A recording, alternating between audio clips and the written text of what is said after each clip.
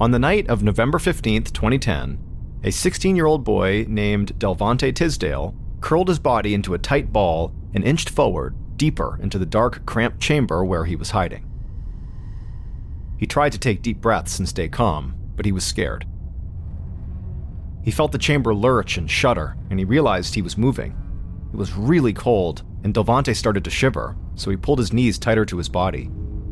He had never felt so completely and totally alone in his whole life. Delvante knew no one from his family was out looking for him. Why would they be? It was normal for him to be out of the house for hours at a time, even on the weekends. Delvante was a standout high school student who got good grades and was involved in several extracurricular activities. He also spent a lot of time with his Reserve Officers Training Corps, or ROTC group, which is a club for students who are interested in the military. Delvante dreamed of joining the United States Air Force after graduation, and he figured ROTC would help him achieve that. But all that meant right now was that his father and his siblings most likely figured he was doing something for ROTC, so they wouldn't be worried about him at all. Suddenly, Delvante felt the movement of the chamber accelerate. Then he heard a loud noise, his whole body shook, and he felt a burst of heat on his face. Delvante raised his hands to protect his head, but it was no use.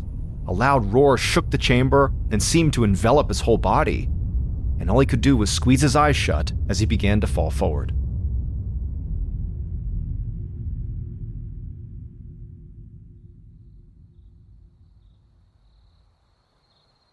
Later that same night, 6 female college students paced frantically back and forth in the middle of a tree-lined road in the Boston suburb of Milton, Massachusetts. They were all shouting and crying and staring at something in the middle of the road. The object was lit up by the headlights of a black Jeep one of the students had been driving, which was now parked behind them. One of the students kept repeating that they needed to do something fast, while one of the others screamed at her to stop talking. Then they heard another car coming down the road. One of the students took off, disappearing into the darkness, but the others just froze. The approaching car stopped behind the Jeep, and a man got out and asked if they were okay. For a second, nobody replied. Then one of the students lowered her head and pointed towards the middle of the road behind her. The man walked past her and the parked Jeep and looked down at the ground, and he immediately felt sick to his stomach.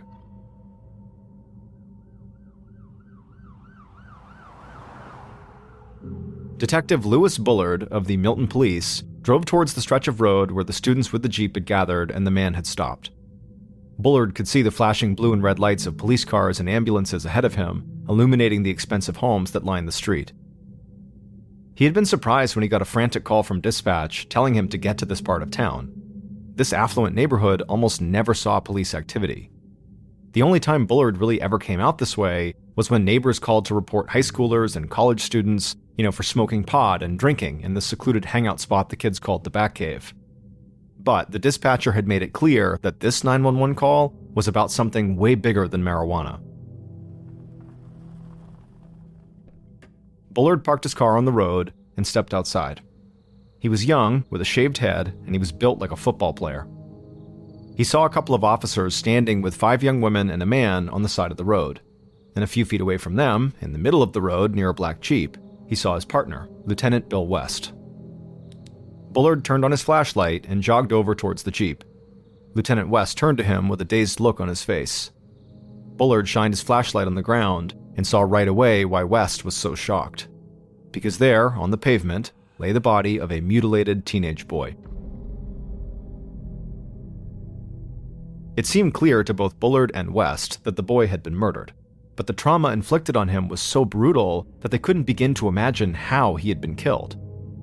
The boy's torso was scraped and badly bruised, his face was mangled almost beyond recognition, and his legs were obviously broken. He had no shirt on, and his jeans had been almost completely shredded. The detectives slipped on their gloves, crouched down, and began digging through the teenager's jean pockets, looking for a wallet or a license, but they didn't find anything. Then, something on the road glinted in Bullard's flashlight. He leaned down further and saw several small pieces of plastic near the teenager's legs. He gestured to his partner to come look, and the 2 investigators stared at the plastic for several minutes. The pieces looked like they all came from the same object, but it was like this bizarre jigsaw puzzle, so they couldn't tell what the object was. Bullard suggested it might be a credit card that had been cut up, but even as he said it out loud, he knew it didn't make any sense. Why would a killer cut up a credit card into a bunch of tiny pieces and then leave the pieces behind as potential clues? Regardless, they bagged up the plastic pieces as evidence to send to the crime lab for analysis. The detectives did a thorough search of the scene and then took another look at the young man's body to make sure they hadn't missed anything. And when they looked this time, they did notice something. They saw there were thick road burns on the young man's legs and side.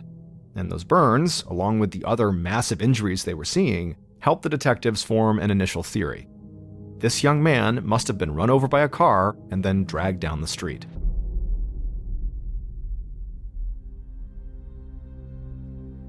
Detective Bullard stood up and walked over to the college students who had been found pacing around the body.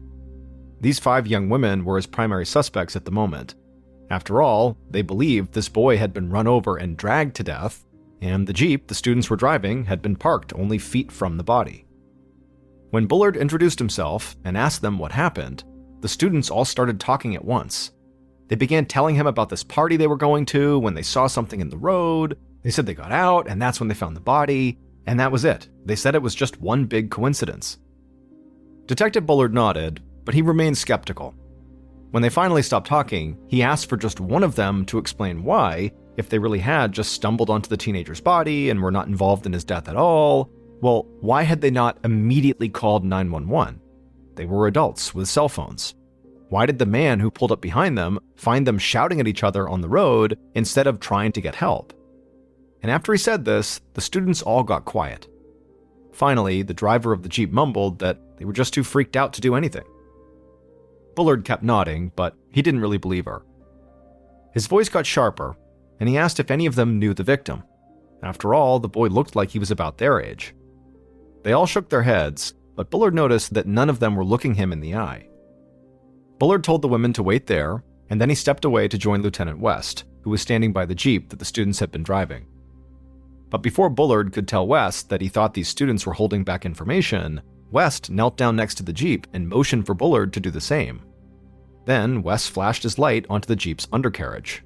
And there, Bullard could clearly see blood and brain matter on the bottom of the car that the students had been driving. Now, it really felt like they were getting somewhere. At this point, the detectives felt like, these kids very likely had something to do with this teenage boy's death. However, they were not ready to make an arrest yet. The next step was just to have the accident reconstruction team run some tests. But also keep an eye on these students because they could become suspects down the road. Detective Bullard stood up and walked back over to the students. He told them he was impounding their vehicle. He then arranged for an officer to take them back to their college campus nearby, and he told them not to leave town. Later that night, after the body had been removed from the scene and taken to the medical examiner, Detectives Bullard and West went door to door in the neighborhood asking if anybody had seen or heard something strange that night. And a few houses into their search, the detectives met 2 young guys who said that earlier that night, before any of the commotion began, they had been working on a car in the driveway when they heard this loud bang. They had both looked around, but the street looked exactly like it always did, except that an unfamiliar car had just pulled up and parked. So they just figured the car had backfired, and that was the sound they heard. So they finished up their work in the driveway, went back into the house, and didn't think anything about it. It wasn't until at least a half hour later that they heard shouting in the street and police started showing up. For a second, Bullard and West were excited. Maybe the car they saw on the street was the black Jeep the students had been driving, and the bang they heard was the sound of the Jeep impacting the boy. But when they asked the men what kind of car it was, they both said it was an Audi. The detectives pressed, asking if, it could have been possible that it was a black Jeep instead, but the men just laughed. Mistaking an Audi for a Jeep was not something they would do. Plus, the Audi was white, not black. As the detectives walked away from the men, they exchanged a look. They weren't quite sure what to make of this report of the white Audi. It certainly did not prove their theory that the college students in the black Jeep hit their victim. However, it didn't disprove it either. Still, Bullard quickly issued a bolo for the white Audi, which is a be on the lookout order that goes to police and media in the area. Bullard had no idea if anything would come from it. It was entirely possible that the Audi had nothing to do with the dead boy on the road. But the following morning, after the local news had run a story on the white Audi, Detective Bullard got a call at his desk. And when he answered, he heard the driver of the black Jeep from the night before. And in a shaking voice, she told Bullard that she and her friends had lied to him. A few hours later, Detectives West and Bullard sat down with the driver of the Jeep inside of an interview room at the police station. Bullard had a serious look on his face, but he didn't want to scare the driver into clamming up. So when he spoke in a calm, almost soothing voice. He asked the driver to tell him what really happened. When the driver began to speak, she couldn't look Bullard in the eye. She said that they had not really just stumbled onto the body like they had claimed. Instead, they had all been hanging out at their dorm when another friend of theirs had called.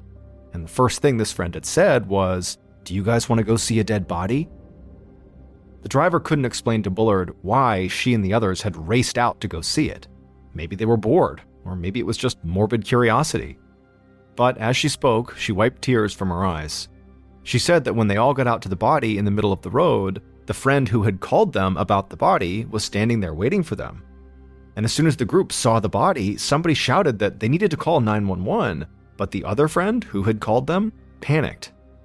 This other friend had been getting high at a nearby spot known as the Batcave, and at the mention of 911, she began to worry that the cops were going to bust her. So she ran off, got into her white Audi, and drove away. And shortly after that is when the man pulled up behind them, got out of his car, and he called 911. Bullard and West just stared at this young woman. On one hand, she did seem genuine. After all, she had called them. And she was admitting openly to some pretty reprehensible behavior. But on the other hand, her story didn't explain the blood and brain they had found on the bottom of her Jeep. Still, the detectives had to wait for results from tests the forensics team was running on the Jeep before they could know for sure if the Jeep, and the young woman sitting in front of them, had actually hit the victim. So West just told the driver that if this really is your true story, then we need to speak to the owner of that white Audi. In a trembling voice, the young woman then told them where they could find her friend.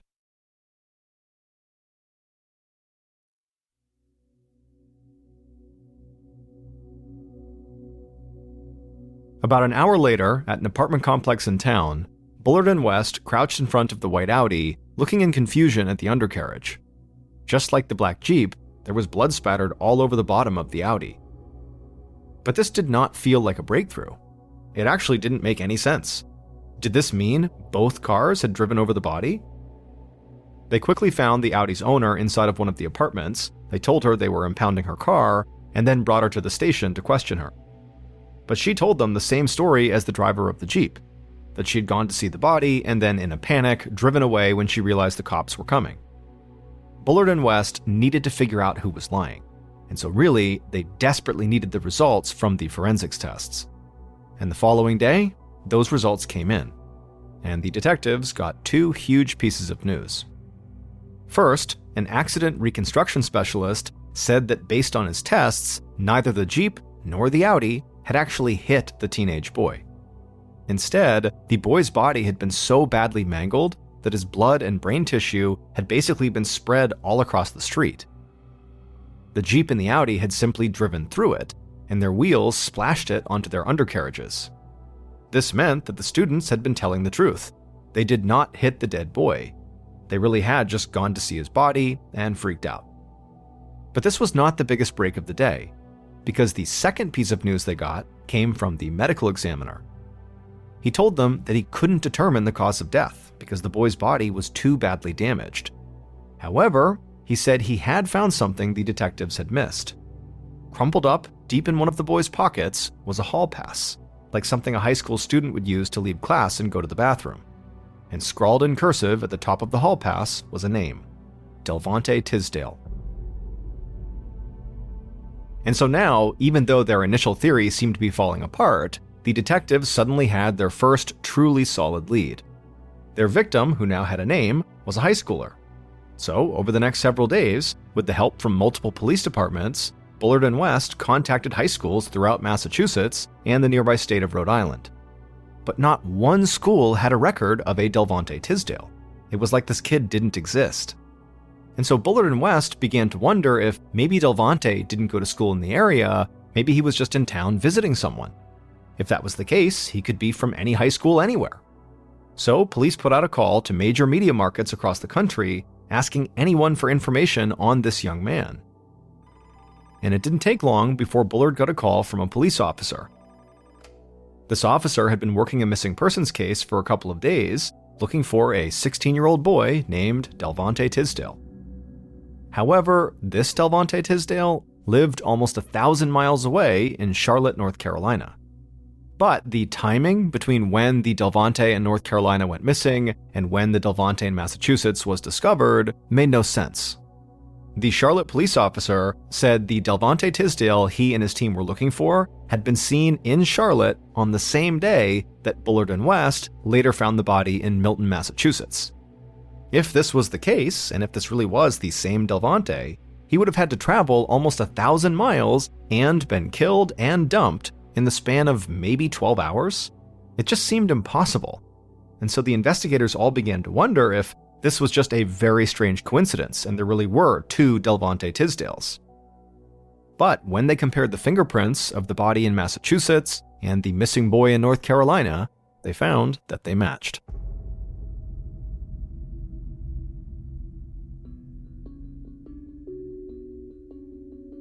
About a week after Delvante's body had been discovered, detectives Bullard and West flew from Massachusetts to North Carolina.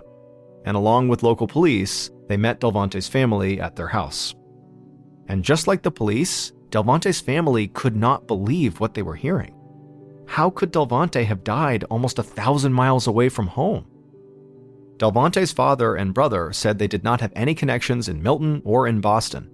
And on top of that, they said Delvante was like the perfect kid.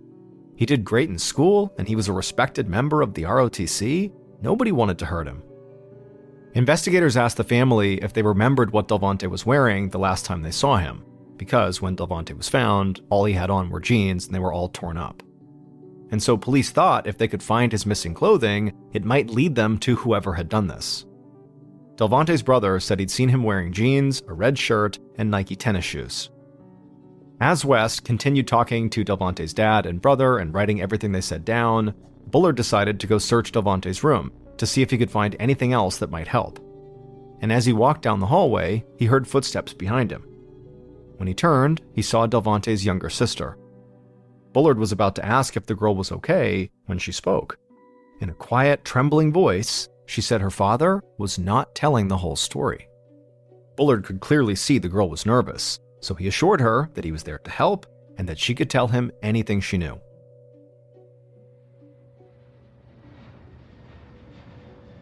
That night, Bullard and West flew back home and started trying to piece together what they had learned in Charlotte and what Delvante's younger sister had told Bullard.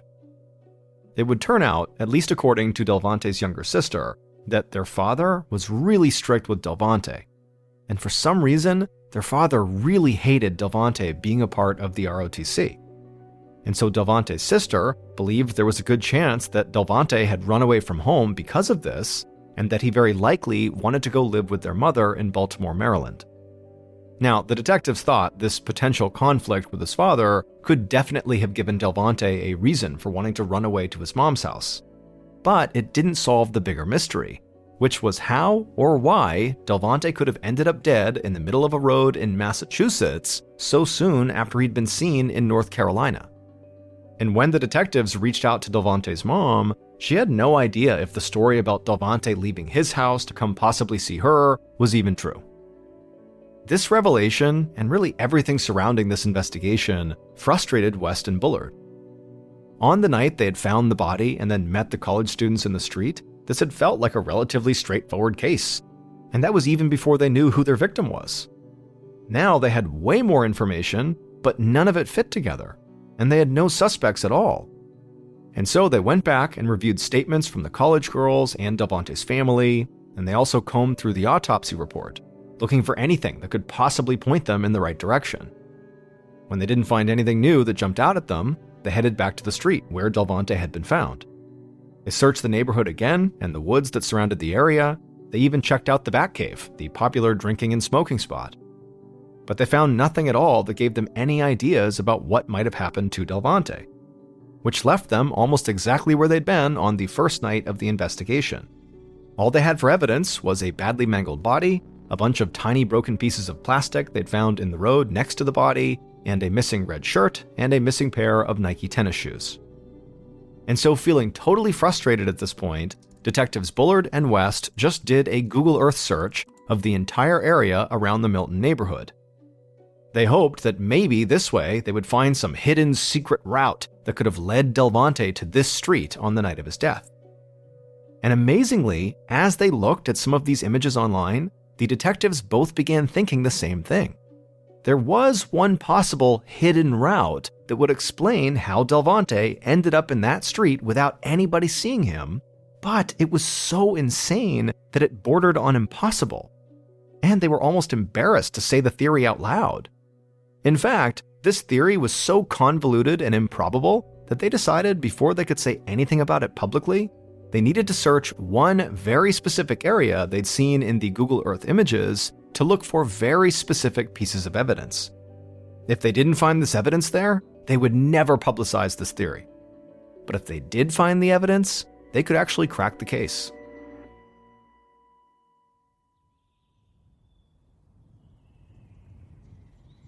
A little more than 2 weeks later, so in December of 2010, two investigators sent by Bullard and West walked through the dense woods of the Blue Hills Reservation, which was a forest a couple of miles from where Delvante's body had been found.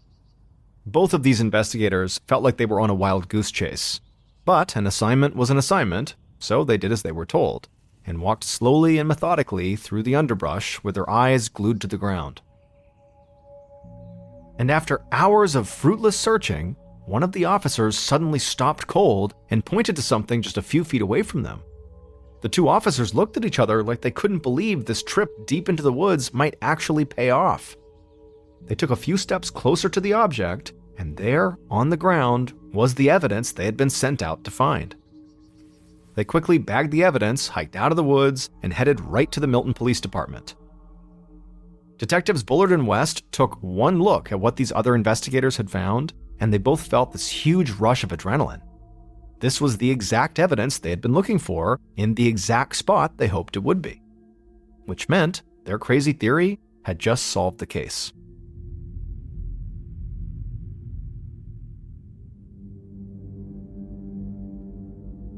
Back on the night of November 15th, 2010, when detectives Bullard and West were called to the scene and they saw Delvante's body on the road and a group of young women arguing with each other around a parked Jeep, they believed they had several strong suspects and a pile of evidence in this murder case. And it would turn out all of the evidence they had found at the scene, as well as throughout the investigation, did lead them to crack the case. But after Bullard and West visited North Carolina and then came back home to piece together all of their evidence, they came to realize that Delvante's final night alive just did not play out like they had first suspected, because the evidence didn't mean what they thought it did. Those small pieces of broken plastic that Bullard found around Delvante's body were not from a credit card. They were from a pass for a shuttle bus in North Carolina. The loud bang that the two guys had heard while working in their driveway was not the sound of the white Audi backfiring. Instead, it was the sound of something very heavy slamming against the road at a very high speed. And Delvante's clothing was the key to the whole thing, because Delvante's missing red shirt and Nike tennis shoes were the evidence that those investigators were searching for out in Blue Hills. And when they found them, Bullard and West realized their crazy theory was correct. Because once the detectives had come back from North Carolina, they could only come up with one way Delvante could have been in both states in such a short period of time. He must have flown. But taking a flight did not explain how he ended up dead in the middle of some random residential street. And that's when they came up with their new theory. They did their Google Earth search and realized the street where they found Delvante happened to be directly beneath the flight path that airplanes take when flying into Boston Logan Airport. And so with the help from other law enforcement agencies, they expanded their search all along this flight path, and that included the forest of Blue Hills where Delvante's clothes were found. It would turn out that on the day Delvante was found dead, Delvante did run away from home in Charlotte, North Carolina, But he didn't try to get a ride to his mom's house in Baltimore, or to any other friend or family member's house. Instead, he used a shuttle service from a hotel to get to the Charlotte airport. There, he crept through a damaged spot in the fence around the tarmac and climbed into the wheel well of an airplane, a plane that happened to be flying to Boston later that night. The wheel well was a dark, tight space about the size of the trunk of an average car, maybe a bit smaller, and it was filled with electrical equipment. And Delvante, once inside, just sat and waited for the plane to take off. But Delvante didn't realize that flying in a plane not in the cabin, for example, like in the wheel well where people are not supposed to be, is violent and extremely dangerous. And so when the plane he had smuggled himself into began speeding down the runway, Delvante would have been pressed up against a metal wall inside of the space, almost to the point of being crushed. And when the plane actually took off and left the ground, and the landing gear retracted into the wheel well, it would have caused an intense amount of heat in that space.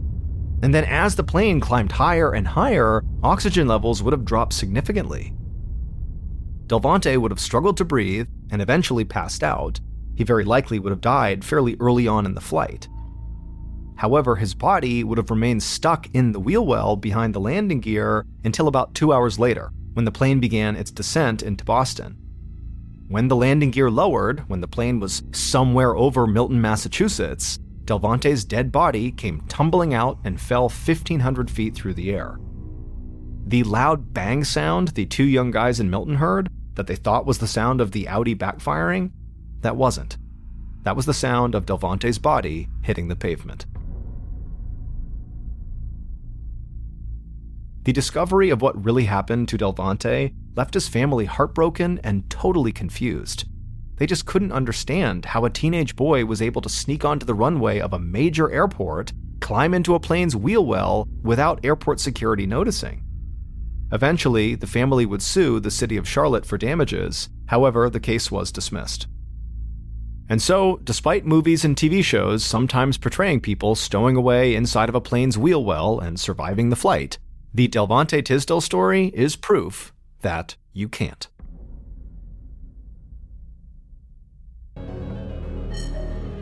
On June 29, 2003, a 14-year-old boy named John and his best friend, a 16-year-old named Mark, were walking in this back alleyway behind a row of shops in Manchester, England. Mark had asked John to go back there, to which John was a little bit confused because it was just a dead end back there. But he went back there anyways because he figured, Mark must have a reason. And so they're walking along this alleyway when Mark suddenly comes to a stop. Then he turns to face John, and John's looking at him inquisitively, and Mark just reaches out and grabs him by the shoulder before pulling out a huge knife and drives it into his stomach and says, "I'm sorry, bro," pulls it out again, drives it into his chest before releasing it and letting John fall to the ground. As soon as John hits the ground, he looks up at Mark and he says, "You're killing me." And Mark says, "I had to do it. If you knew all the details, you would understand." And so after only a couple of minutes, John goes quiet and he's laying still on the ground, and Mark would stand there just waiting for about 20 minutes to ensure that John really was dead before calling authorities and claiming some madman had snuck up behind them and attacked his best friend, and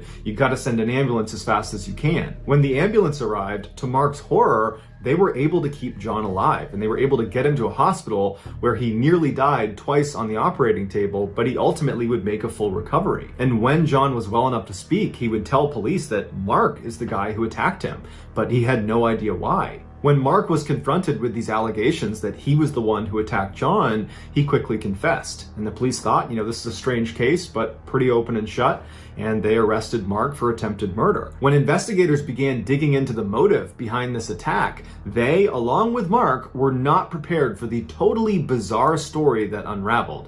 The judge in this case would say well-schooled fiction writers could not come up with the plot of this real-life story. And so this crazy story starts 4 months before the stabbing in February of 2003. In February of 2003, Mark was a 16-year-old student who was also a part-time dishwasher at a restaurant near his home in Manchester, England. Mark had okay grades, but even by his own account, he was nowhere near an academic. In fact, he was quite dim-witted. He was very close with his family, who all lived in a very modest home in a very modest neighborhood. By all accounts, Mark was living a very ordinary life. That year, Mark discovered an online chat room for teens in Manchester, England, and it was designed to, make friends and talk about fashion and sports. And initially, when he logged into this chat room, he was just watching. He wasn't really participating. But over time, he became a very active user and in fact became totally obsessed with this chat room and basically put everything else in his life on the back burner to the point where his grades were tanking and he was staying up all night. I mean, this really took over his life. Also in February of 2013, John was a 14-year-old student who lived in Manchester, England, but not near Mark. And at this point, he had not met Mark yet. He was incredibly intelligent and polite and charming, and he was an excellent, excellent student, and he went to a very, very prestigious school. But while John's academic life was going really well, his home life was kind of in shambles. His mother had a series of really crappy boyfriends that always left, and they always left her feeling very depressed, and it was just a very sad environment around his mother. And John, unfortunately, had grown up believing one of his mother's ex-boyfriends was his biological father. And even though this boyfriend had abandoned the family, John at least knew who his dad was, but it would turn out his biological father had actually abandoned him when he was a brand new baby, and he had no way of figuring out who his dad even was. John really wanted to escape his home life. He wanted to just live somewhere else, have an adventurous, happy life away from all the sadness and depression he was around all the time. And so it was in that frame of mind that he discovered this chat room, the same one that Mark had discovered. Although they don't know each other yet, they're both entering the same chat room. John's initial interest in this chat room was not nearly as high as Mark's was. Mark pretty much immediately became obsessed with being in this chat room. John was a little bit more reserved, but his mom purchased a laptop for him, which suddenly gave him 24/7 access to this chat room, and he found himself going on there all the time, to the point where he was staying up all night and even skipping meals just so he wouldn't have to leave his screen even for a few minutes. The main focus of this chat room was supposed to be sports and movies and entertainment, but the real reason teenagers were flocking into this particular chat room was to flirt with each other. And Mark and John were no different. They both really enjoyed, these flirtatious interactions they were having with different girls on this chat room. But John's interactions with the girls was very friendly and wasn't going to go anywhere. It was not really intended to. Whereas Mark fell head over heels in love with the girl he was flirting with, and her name was Rachel. Rachel was a 16-year-old living in Manchester, England, who worked at a gym. And when Mark saw her pictures, he was just totally smitten with her, and he sent her a direct message, not really expecting her to write back. But she did, and she seemed at least somewhat interested in him.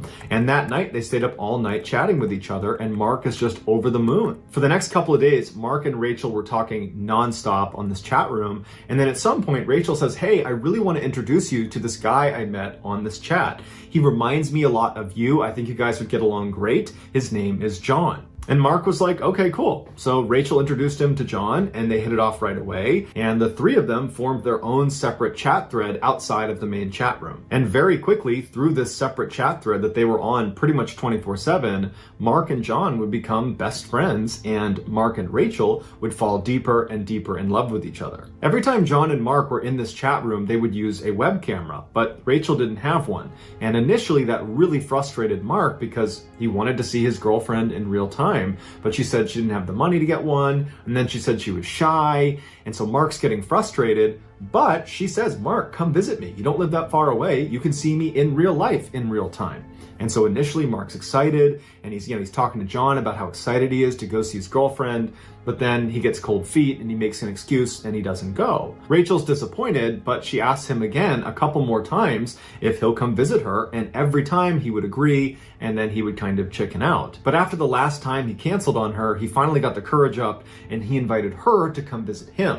And this is when she started getting cold feet. And they kind of went back and forth until they basically stopped asking to visit each other. And they just decided that their relationship was going to live online, even if there wasn't a web camera involved. About 3 months after Rachel, Mark, and John had started their own separate chat thread, a new user popped up inside the main chat room. It was a fairly controlled group, so it was pretty easy to tell when there were new people added.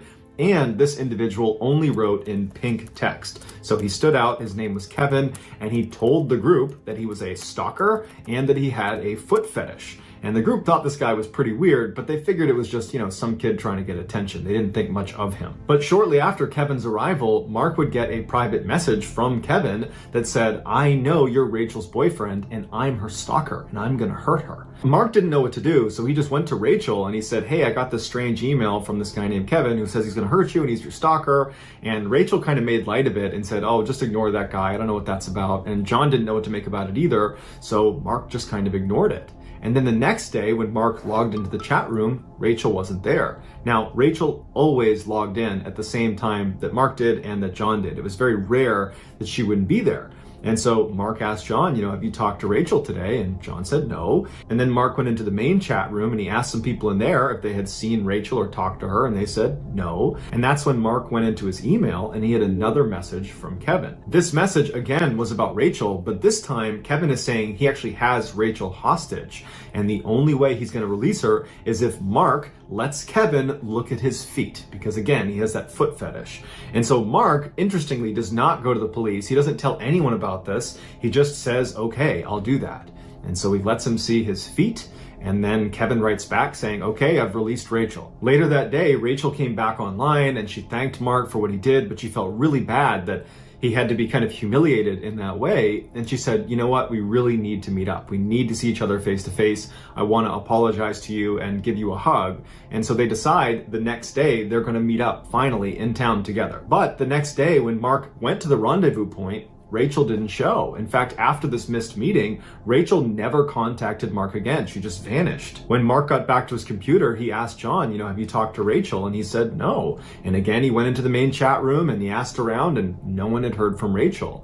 And then a couple of days later, after just continued silence from Rachel, and Mark's really upset about this, he notices a rumor being passed around in the main chat room about how apparently one of the members of this chat room abducted and killed another member of the chat room.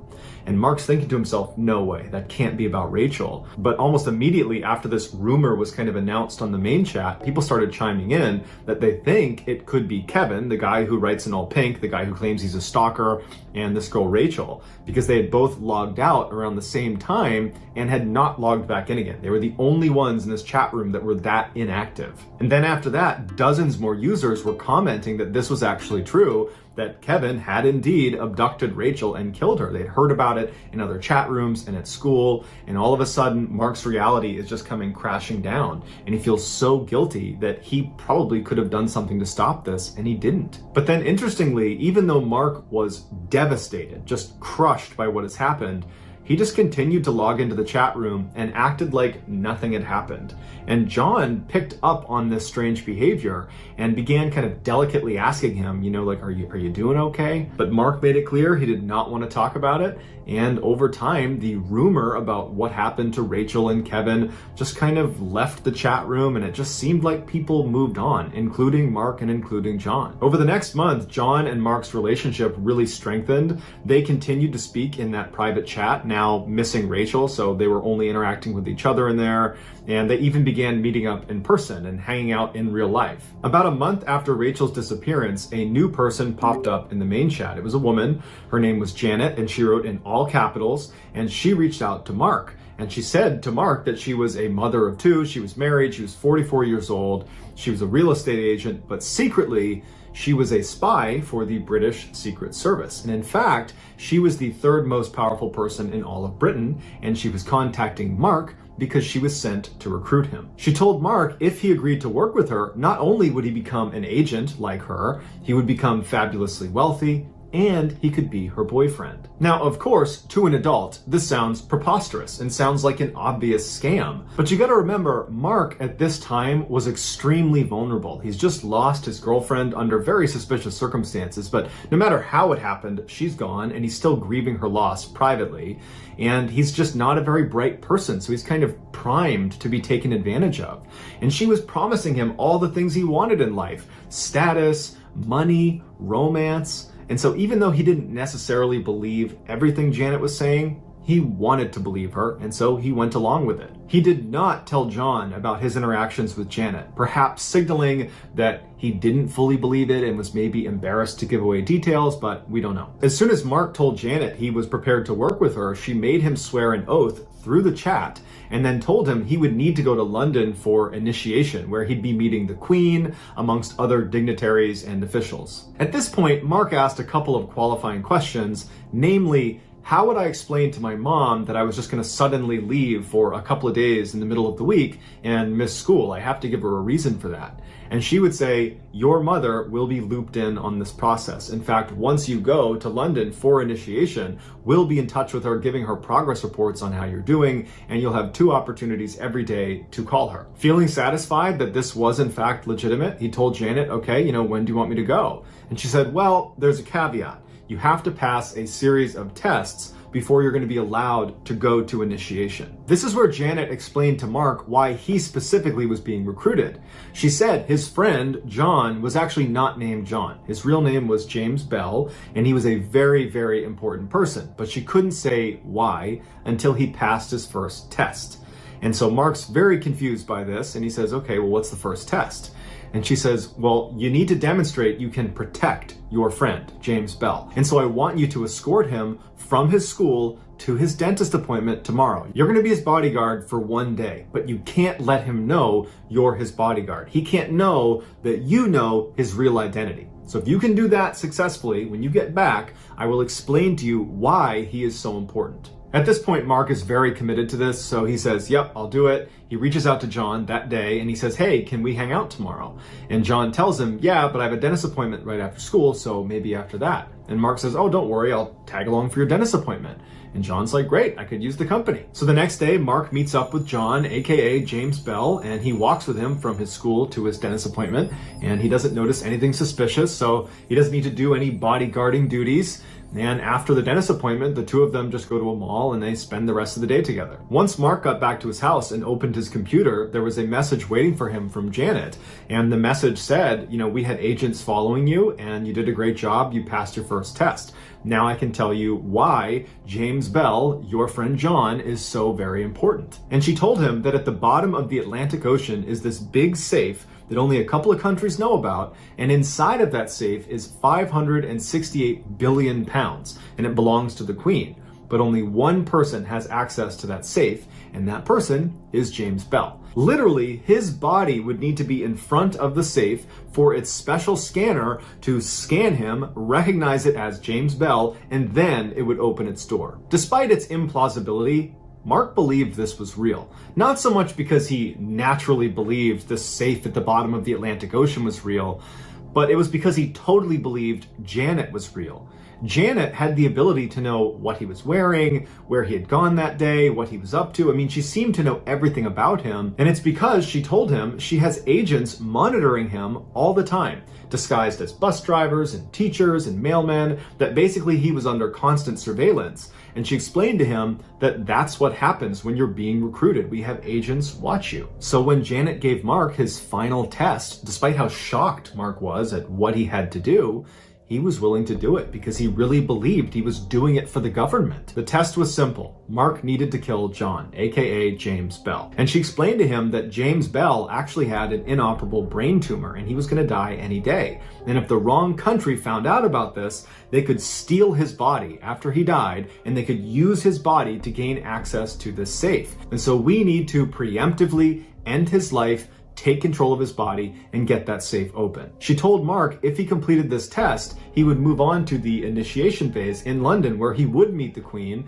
and he would get his first paycheck of 80 million pounds and he would officially become Janet's boyfriend. Mark is in so deep at this point, he is fully committed and he says, yes, I'm prepared to do this. And she says, okay, your new name is Agent 47695 and you need to go buy a large knife. She said there was going to be an abort code for this test, which was going to be 6969, and if at any point he hears anybody say that to him on the day he's supposed to carry out this attack, that means it's off and do not do it. So on June 29th, 2003, around 11 a.m., Mark and John, aka Agent 47695 and James Bell, met at a bus station in Manchester. Mark took John down the alleyway that Janet had instructed him to go down to commit the stabbing, and she had assured him she would be one of the first people to arrive on scene. She would be dressed as a detective, and she would ensure he did not get arrested. And so once he was in position, Mark turned around, grabbed John by the shoulder, pulled out his knife, said he loved him, and then began stabbing him. When the police arrived, Janet was not there, and Mark, after giving his statement about what happened, was asking the police officers, "When's Janet gonna be here?" And no one knew what he was talking about. After John survived the attack and said Mark was the one who attacked him, Mark would tell police, you gotta find Janet. She's the one who can explain what's going on here. But Janet never arrived because Janet didn't exist. Neither did Rachel. Neither did Kevin. Neither did James Bell. Neither did 189 other accounts that Mark interacted with on a daily basis inside of that chat room. And all of those fake accounts were determined to be controlled by one person, and that one person was John. When John was confronted with all these confiscated chat logs that clearly showed he was behind all of these accounts, he confessed. John said he never entered this chat room in order to do any of the things he did or, to manipulate Mark. He said when he joined, he just saw a picture of Mark and was kind of in love with him and wanted to get closer to him but didn't know how. So he created Rachel in order to get closer to Mark, but then became jealous of Mark's love of Rachel. So he killed off Rachel using Kevin, and he didn't expect Mark to believe it. He thought he would pick up that this is all made up when he's involving this stalker that's abducting and killing Rachel. But when he saw Mark totally believed it, John realized, wow, Mark's pretty gullible. I wonder what else I can get him to believe. And before long, he created Janet, who had complete control over Mark. And originally, John was using Janet to make Mark spend more time with John. He was going to be the bodyguard of James Bell, which was really John. When John started to feel guilty about what he was doing to Mark, he realized there was no good way out of this without kind of exposing himself and definitely losing his friendship to Mark, something that in a weird way he really, really cherished. And so he decided that the only way to end this was for him to die. And that's when he had Janet flip the script from protect James Bell to kill James Bell. And even on the day where he was going to get attacked, he had given that abort code. So maybe some part of him thought, I don't necessarily want to go through with this. But he never used the abort code. He was literally prepared to die to protect that relationship with Mark. Mark might have had suspicions that something was up with Janet or even Kevin or Rachel, but he never suspected John was behind any of these accounts. He learned about this betrayal when they were in court, and John is confessing once again to being behind all of these people that Mark had been interacting with. Apparently in court, when Mark is hearing this for the first time, he was just standing there, mouth open, just completely dumbfounded that he's hearing this. And then he would say afterwards, I've been such a fool. Mark was convicted of attempted murder, but he only spent 8 months in jail, and then he was given a 2-month probationary period where during that time, he could only go on the internet with supervision, and he wasn't allowed to enter into any chat rooms. John was convicted of inciting his own murder, which no one else has ever been charged with, so this is a first. And he was not given any jail time, but he was given 3 years of probation, where in that time, he was not allowed to use the internet without supervision, and he also was not allowed to enter into any chat rooms. And both boys were told they had a permanent restraining order on the other. So for the rest of their lives, they will never interact.